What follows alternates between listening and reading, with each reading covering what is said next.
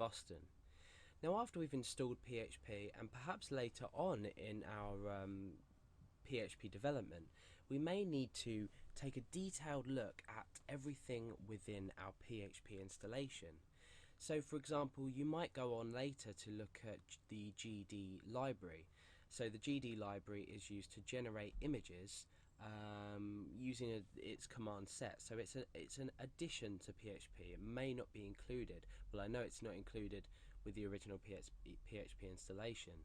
So for example, if someone was to say to you, do you have curl installed or do you have GHD image installed, and you know what these are, and there's different libraries for PHP, but you needed to find a way to quickly check everything in your PHP installation and just find general information about your PHP version. For example, someone might ask you, or you might need to find out which PHP version you're using, because obviously different features of PHP work with different versions.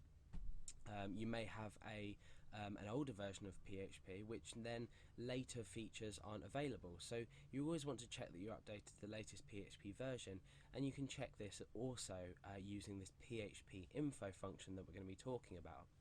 So to call the function is relatively simple. It's just within your PHP tags. Remember, we create our PHP tags like this. We can do PHP and then info and then 2 brackets. So this is the standard notation for calling a function.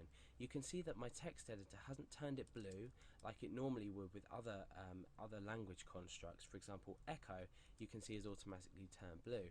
This is because it's a language construct within PHP. It's something that's built in and enables something to happen when we run it. So phpinfo, we're just calling a function because you can see that it's remained black. Just like when we type something that doesn't exist, for example, it's also black. So you need to watch out for this. This means that we're calling a function. So we're calling the function phpinfo, and I've saved this in index.php. So let's go over to our browser and let's refresh and see what we get. Okay, so here you can see that we are listing a selection of data about our PHP installation. So we've got PHP version, so very top in large letters we've got the version that we're running. Then if we go down, we can see different things, things that are enabled, for example, not enabled. Then we can come down and look at specific things like inside the PHP core. So a lot of these will be relative to your php.ini file, which we looked at previously and we will be looking at later on in the tutorials. So let's just go down and see what information we have.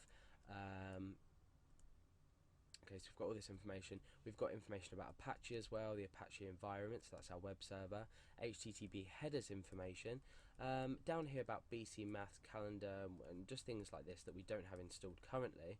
Then we can come down to things like FTP support, GD. So for example, earlier I mentioned the GD library.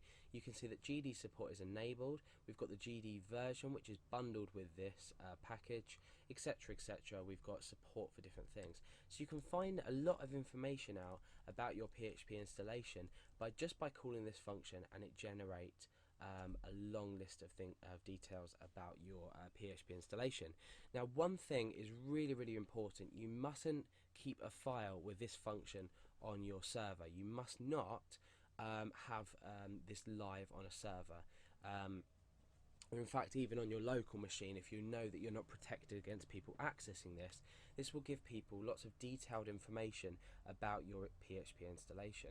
Now, the reason I'm okay to show you is because I'm working on a local machine. It's not giving any information that could harm my my computer through my internet connection.